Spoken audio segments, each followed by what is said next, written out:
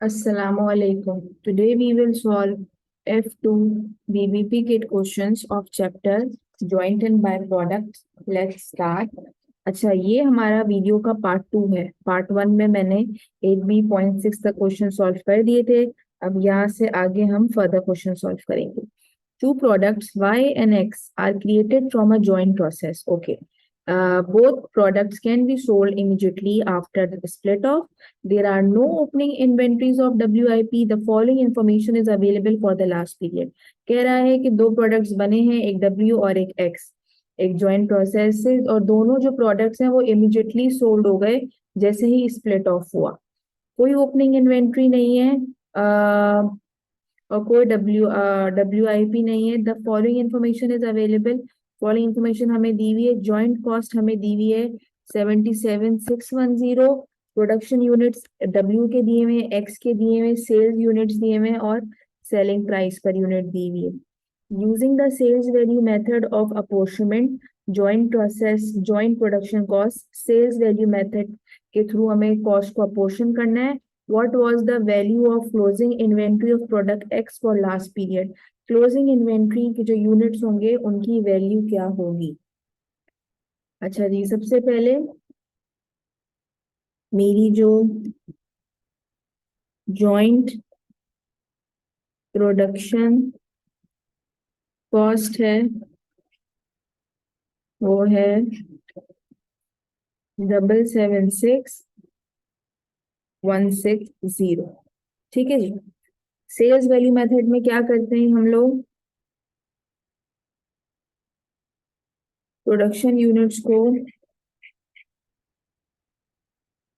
Multiply करवाते हैं अपने सेलिंग प्राइस पर यूनिट से। तो मेरे प्रोडक्शन यूनिट्स हैं 12,000 मल्टीप्लाई बाय 10 आ जाएगा 1,20,000। एक्स के हैं 10,000 मल्टीप्लाई बाय 12 आ जाएगा 1,20,000। इन दोनों को ऐड कर लेते हैं, 2,40,000। ये मेरी एक्स वाई की सेल्स वैल्यू आ गई और एक्स की सेल्स वैल्यू आ गई। अब मुझे सेल्स वैल्यू मेथड के थ्रू ये अपॉर्चमेंट करना है। अपॉर्चमेंट करने का तरीकेकार, टोटल प्रोडक्शन कॉस्ट लूंगी मैं, डिवाइड करूंगी मैं इसको इनके टोटल सेल्स वैल्यू से। मुझे किसकी मालूम करनी है? एक्स की मालूम करनी है, तो एक्स की सेल्स वैल्यू से इसको मल्टीप्लाई करवा दो। तो मेरे पास आ जाएगा 388,880। ये मेरे पास आ गया है एक्स की हिस्से में जो कॉस्ट अपोर्शन होकर आई है वो आ गई है। ठीक है जी। अच्छा जी, लेकिन अभी मेरा काम यहाँ खत्म नहीं हुआ। उसने मुझसे अपोर्शनमेंट कॉस्ट नहीं पूछी है, उसने मुझसे पूछी है क्लोजिंग वैल्यू कितनी है आपकी। अच्छा जी, एक बात का ध्यान रहे कि मैंने एक्स के बनाए हैं 10,000 और बेचे हैं 8,000, यानी कि प्रोडक्शन मैंने की है 10,000 की और सेल्स हुई है 8,000, यानी कि क्लोजिंग इन्वेंट्री में मेरे पास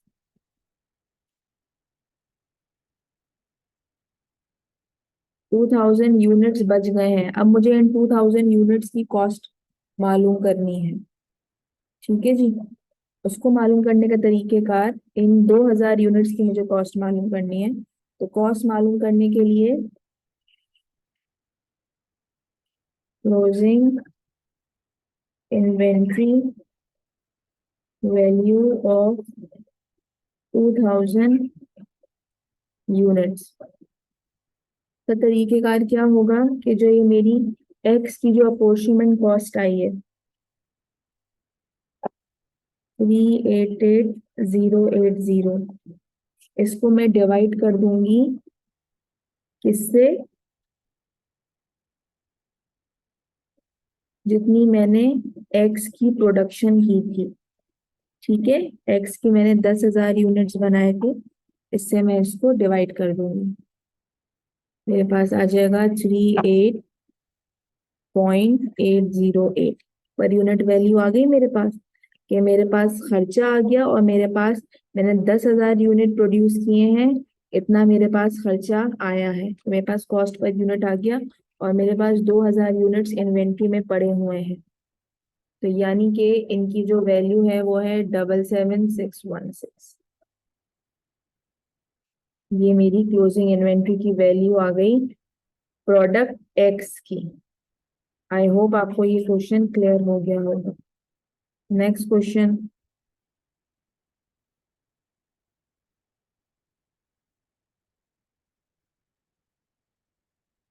अच्छा जी। Two joint products A and B are produced in a process. Data for the process for the last period are as follow. दो joint products जो है प्रोड्यूस हुई है एक प्रोसेस से, डेटा जो है हमें नीचे दिया हुआ है। प्रोडक्ट ए और बी, सेल्स ए की हुई है 480, बी की हुई है 320, प्रोडक्शन हुई है 600, बी की हुई है 400। Common production cost in a period were 12,000। जो मेरी कॉमन कॉस्ट है या जॉइंट कॉस्ट है वो कितनी है? 12,000। There were no opening inventory, कोई ओपनिंग इन्वेंट्री नहीं है। Both products had a gross margin, gross profit margin of 40%। अच्छा जी, दोनों प्रोडक्ट ने 40% मार्जिन पे प्रॉफिट कमाया है। प्रोडक्शन कॉस्ट जो है वो हम अपोर्शन करते हैं किसकी बेसिस पर? फिजिकल यूनिट्स की बेसिस पर। ओके जी, ये बात क्लियर है। वो ये पूछना चाह रहा है कि आपकी जो प्रोडक्ट ए है उसने 40% ग्रॉस प्रॉफिट तो कमाया है, लेकिन वो 40% है कितना? ठीक है जी, वो ये आपसे मालूम करना चाह रहा है।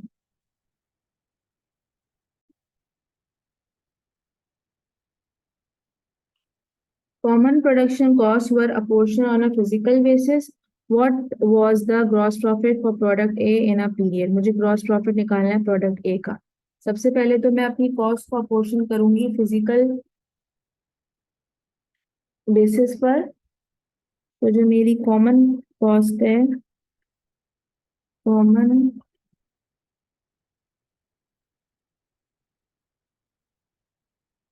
प्रोडक्शन कॉस्ट है वो है 12,000। फिजिकल यूनिट्स के लिए A 600 divided by 1000 multiply by total common cost जो होती है आ जाएगा 7,200। B 400 divided by 1000 multiply by 12,000 4,800। ये मैंने कॉस्ट को अपोर्शनमेंट कर दिया है, कॉस्ट को अपोर्शन कर दिया है। 12,000 में से 7,200 जो कॉस्ट है वो है ए की, और बी की जो है वो है 4,800। अच्छा जी, अब बहुत से बच्चे क्या करते हैं कि वो ग्रॉस प्रॉफिट निकालने के लिए 7,200 पे 40% अप्लाई कर देते हैं, जो कि गलत अप्रोच है, गलत आंसर है। ठीक है जी। इसके बाद हमारा स्टेप क्या होगा? इसके ये तो हमने कॉस्ट अपोर्शन की है ना, ये तो मैंने कॉस्ट निकाली है कि ए के हिस्से में कितनी कॉस्ट आएगी। अब मुझे निकालनी है कि कि कितनी कॉस्ट आएगी इन यूनिट्स को सेल करने के लिए। मैंने 4,800 सेल, मुझे तो कॉस्ट ऑफ गुड्स सोल्ड निकालनी है ना, कॉस्ट थोड़ी निकालनी है कि 4,800 को बेचने के लिए मेरा कितना खर्चा आया, कितनी कॉस्ट आई है। तो वो निकालूंगी मैं कैसे? मेरी जो टोटल कॉस्ट है वो कितनी है ए की? 4,200। ठीक है जी। मैंने 4,80,000 यूनिट्स बेचे हैं, और मैंने प्रोडक्शन कितनी की थी? 600 की। बेचे थे मैंने 4,800, प्रोडक्शन मैंने की है 600। देखते हैं क्या आंसर आता है मेरा। 7,200 मल्टीप्लाई बाय 480 डिवाइडेड बाय 600, 5760। ये मेरे पास आ गई, ये मेरी आई है कॉस्ट ऑफ गुड्स सोल्ड। ठीक है जी। अब मुझे निकालना है प्रॉफिट। प्रॉफिट निकालने का तरीका सेल्स कॉस्ट प्राइस। कॉस्ट मैं निकाल चुकी हूँ 5760। उसने मुझे बोला है कि आप ग्रॉस प्रॉफिट मार्जिन पे निकाला है, और 40% मेरा प्रॉफिट है, यानी 100% मेरी सेल होगी, 40% मेरा प्रॉफिट होगा। और ये जो कॉस्ट है ये 60% होगी। अब मुझे ये वाली अमाउंट निकालनी है। इसको निकालने के लिए 5760 मल्टीप्लाई बाय 40, जहां जाना है उससे मल्टीप्लाई और जहां है उससे divide. 5760 multiply by 40 divided by 60, 3840। 3840 जो है मेरा प्रॉफिट है, ग्रॉस प्रॉफिट। इसको मत कंसिडर कर लीजिएगा कॉस्ट ऑफ गुड सोल्ड। ये कॉस्ट ऑफ गुड सोल्ड नहीं है, ये कॉस्ट है। ठीक है जी, ये अपोर्शनमेंट कॉस्ट है ए की। सही है कि ए को बनाने में इतना खर्चा आया है 7200 का। ठीक है जी। अब उसको जो हम बेचेंगे तो उसका अब हमें कॉस्ट ऑफ गुड सोल्ड निकालनी होगी। तो मैंने सिंपली सेल्स को डिवाइड करवाया है अपनी प्रोडक्शन से और मल्टीप्लाई मैंने करवा दिया है इसको अपनी कॉस्ट से, तो मेरे पास कॉस्ट ऑफ गुड सोल्ड आ गई। Next question. a process produces two joint products A and B। अच्छा जी, इन इक्वल फिजिकल क्वांटिटीज। सही है जी। एक प्रोसेस है, दो जॉइंट प्रोडक्ट बनाता है इक्वल फिजिकल क्वांटिटीज में। A and B are sold at split off point for 5 per KG and 8 per KG. ए और बी को जो है हम बेचते हैं eight split off point 5 per KG का और 8 per kg respectively. There are no further cost after split off point, कोई फर्दर कॉस्ट नहीं है after split off point. If joint cost are apportion on a relative sales value basis, अगर मैं sales value basis पे अपनी cost को अपॉर्चमेंट करूं तो which of the following statement is true. तो कौन सी स्टेटमेंट ट्रू होगी। तो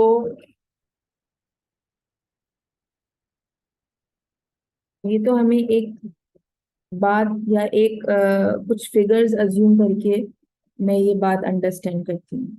ठीक है जी। अच्छा जी, फॉर एग्जाम्पल आप लोग समझ लें कि मैंने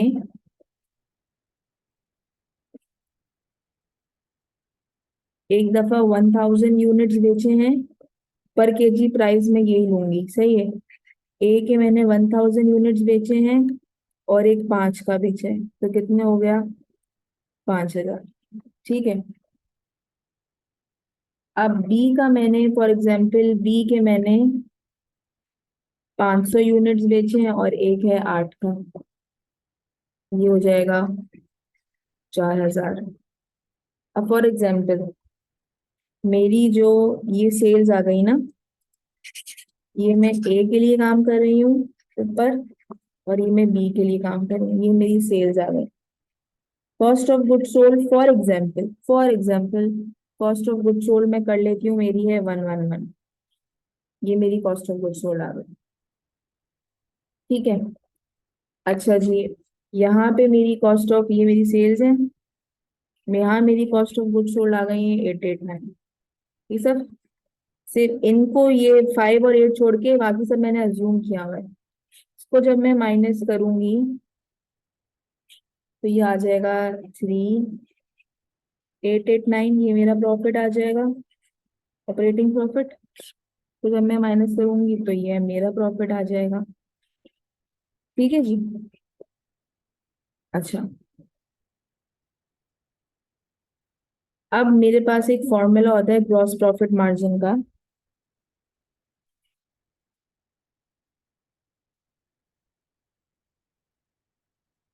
sales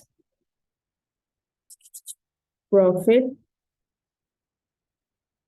divide by sales multiply by 100। A वाले केस में मेरा प्रॉफिट है 3889, सेल्स है मेरी 5000 मल्टीप्लाई बाय 100।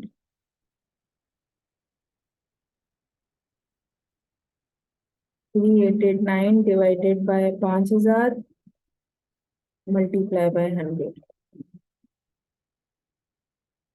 77।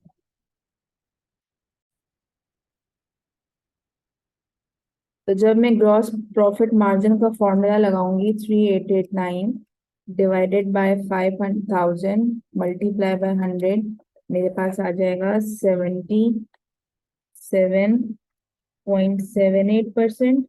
अब मैं यहाँ लगाती हूँ formula 3111 divided by sales multiply by 100, 3111 divided by 4,000 multiply by 100, 77.78%। ठीक है जी। अब मैं एक्सप्लेन करती हूँ आंसर्स। मैं लिखा हुआ था कि एक प्रोसेस के थ्रू दो जॉइंट प्रोडक्ट प्रोड्यूस होती हैं, ए और बी, ए की इक्वल फिजिकल क्वांटिटीज में। ठीक है जी। ए एंड बी जो है वो सोल्ड हो जाती हैं जैसे ही स्प्लिट ऑफ होता है। ए में बेचती हूँ 5 पर केजी का, बी में बेचती हूँ 8 पर केजी का। कोई फर्दर प्रोसेसिंग कॉस्ट नहीं लगती है। If joint cost are apportion on sales value, अगर सेल्स वैल्यू की बेसिस पे मैं कॉस्ट को अपोर्शनमेंट करूं, ठीक है जी, तो कौन सी स्टेटमेंट जो है वो ठीक आएगी। तो ये बात याद रखिएगा आप लोग। ठीक है जी। देखो मैंने इसमें क्या किया, सेल्स के यूनिट्स अज्यूम कर लिए, जो कॉस्ट पर केजी है वो वही रखा जो क्वेश्चन में गिवन था। ठीक है, क्वेश्चन में जो गिवन था मैंने कॉस्ट पर यूनिट वही रखा। अब मैंने क्या किया, कॉस्ट ऑफ गुड्स सोल्ड अपने पास अज्यूम कर लिया, तो मैंने प्रॉफिट निकाल लिया। अगर तो याद रखिएगा कि अगर मैं सेल्स वैल्यू बेसिस के थ्रू अगर मैं दोनों प्रोडक्ट का रेशो निकालूं, both product will have the same return, तो सेम रिटर्न आएगा 77 और 77। That's why A is the right answer. ऐसा नहीं है कि प्रोडक्ट ए का ज्यादा आएगा बी से, या कॉस्ट पर केजी दोनों की सेम होनी चाहिए था, द कॉस्ट पर केजी और product A will be higher than the product B. No, the right answer is A. ठीक है। Next question, which of the following method is not an acceptable method for accounting for byproduct? कौन सा जो है acceptable method नहीं है। NRV method तो acceptable method है ना हमारे पास अकाउंटिंग के लिए, जॉइंट एंड बाय प्रोडक्ट के लिए। सेल्स वैल्यू मेथड भी हमारे पास है। प्रोडक्ट इनकम को अगर हम बाय प्रोडक्ट की इनकम को जॉइंट पोस्ट सेपरेशन कॉस्ट माने जॉइंट कॉस्ट में से सेपरेट कर दें और उसको फिर ऐड कर दें अपनी मेन मेन प्रोडक्ट की कॉस्ट में, तो ये भी हम इस तरह करते हैं। लेकिन इसका जो गलत ऑप्शन है वो पूछ रहे हैं नॉट, कौन सा प्रोडक्ट कौन सा मेथड एक्सेप्टेबल नहीं है। तो हमेशा याद रखिएगा कि हम जॉइंट कॉस्ट को, यहाँ लिखा हुआ है pre separation cost are apportion to the by product to calculate its product to calculate its profit. हम प्री सेपरेशन कॉस्ट माने आपकी जो हमारी जॉइंट कॉस्ट होती है, जॉइंट कॉस्ट, उसको जो है हम क्या करते हैं, अपोर्शन करते हैं जॉइंट प्रोडक्ट्स में, ना कि बाय प्रोडक्ट। दैट्स वाई ये मेथड एक्सेप्टेबल नहीं है। बाकी सारे ऑप्शन एक्सेप्टेबल थे। B is the right answer, B वाला मेथड एक्सेप्टेबल नहीं है।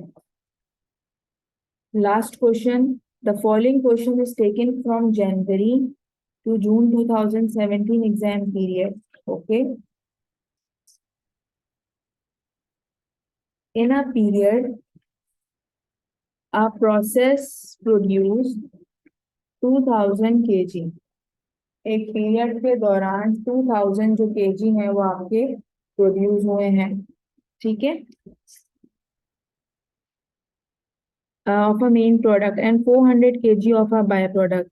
2000 केजी मेन प्रोडक्ट के प्रोड्यूस हुए हैं और 400 केजी बाय प्रोडक्ट के। The cost of production was 5000 और जो प्रोडक्शन कॉस्ट है हमारी वो है 5000। 18,000 KG of the main product were sold at 10 पर केजी। 1800 केजी जो है मेन प्रोडक्ट के वो मैंने बेच दिए एक 10 पर केजी में। And all of the by product produce was sold for 1 KG. और जितनी भी बाय प्रोडक्ट जो 400 केजी प्रोड्यूस हुई थी वो मैंने कितने की बेची हैं, वो मैंने बेची हैं 1 पर केजी की। There were no opening inventory, कोई ओपनिंग इन्वेंट्री नहीं है। If the sales income of the by product is deducted from the cost of production, जो मेरी सेल्स इनकम है किससे, जो कि बाय प्रोडक्ट से आई है, अगर उसको मैं कॉस्ट ऑफ प्रोडक्शन से डिडक्ट कर दूं तो उसके बाद फिर मेरा प्रॉफिट फॉर द पीरियड क्या होगा। ठीक है जी, तो वो मैं कैसे निकालूंगी।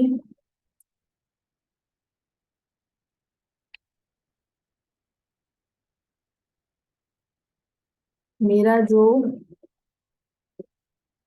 कॉस्ट है, मेरी जो कॉस्ट है वो कितनी है, 5000।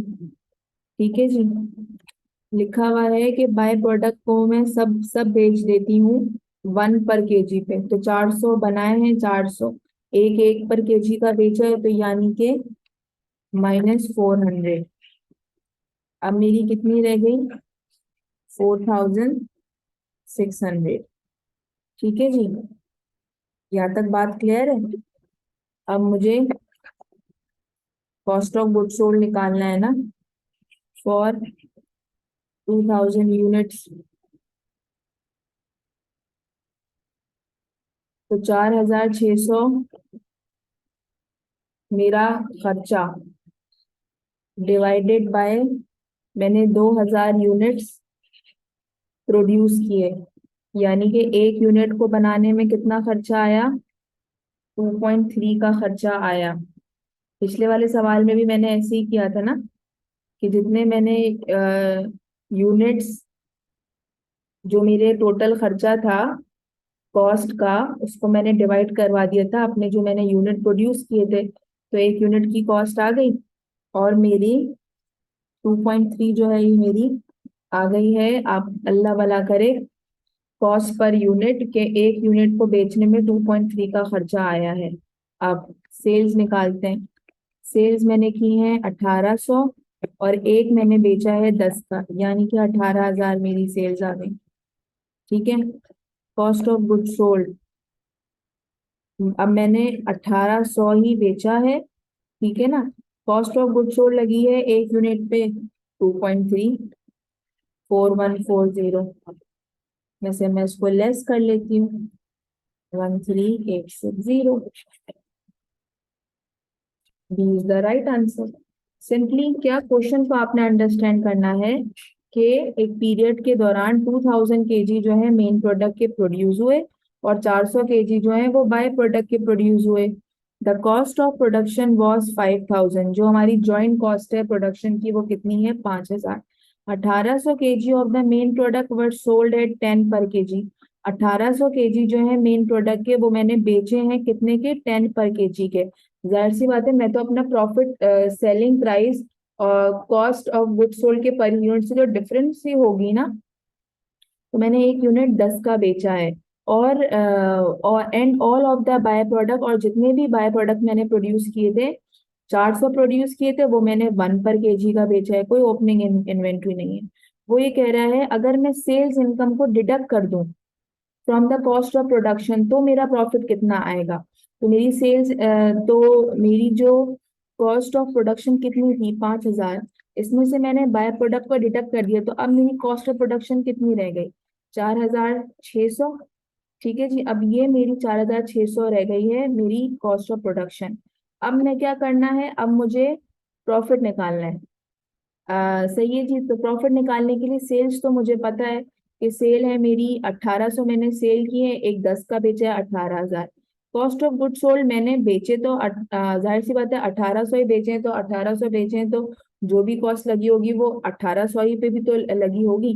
तो मैंने पर यूनिट निकाला 4600 मेरा फुल प्रोडक्शन का जो खर्चा था, जो कि मैंने बाय प्रोडक्ट माइनस करके आया था, इसको मैंने डिवाइड करवाया जितने यूनिट प्रोड्यूस हुए हैं, तो आ गया 2.3। इसको मैंने मल्टीप्लाई करवा दिया 1800 से, मेरे पास कॉस्ट ऑफ गुड सोल्ड आ गई। तो अब ये मेरे पास जो है ये प्रॉफिट फॉर द पीरियड आ गया है 13860। आई होप आपको ये क्वेश्चंस क्लियर हो गए होंगे। Thank you so much for watching my video. Allah Hafiz.